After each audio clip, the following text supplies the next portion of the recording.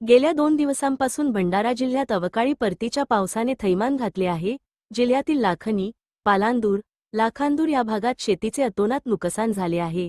त्यामुळे शेतकरी मेटाकुटीला आले असून त्यांचे हाती आलेले धानपीक पाण्यात मिसळले।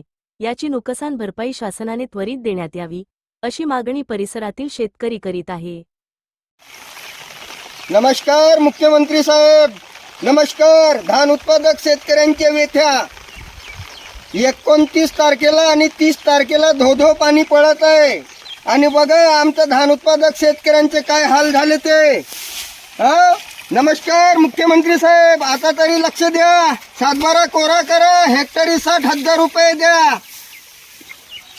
एवढंच नव्हे तर विरोधी बाकावर बसलेल्या नेत्यांनो आता तरी लक्ष द्या, शेतकऱ्यांच्या व्यथा ऐका। नानाभाऊ पटोले मुका बनून राहू नका, विरोधी बाकावर आहात। विजयजी वडेट्टीवार, उद्धव बाळासाहेब ठाकरे, शरद पवार साहेब,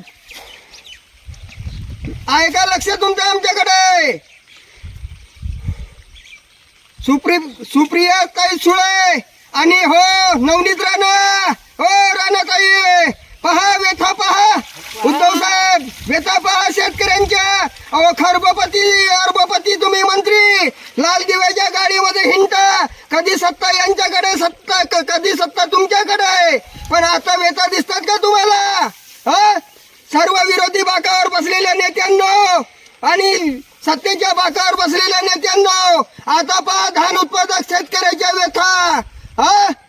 आता शेतकऱ्यांनी हात बाहेर काढलेले आहेत। येत्या लवकरात लवकर 7/12 कोरा करा, हेक्टरी 60,000 रुपये द्या। शेतकऱ्याच्या मुलांना मोफत शिक्षण द्या।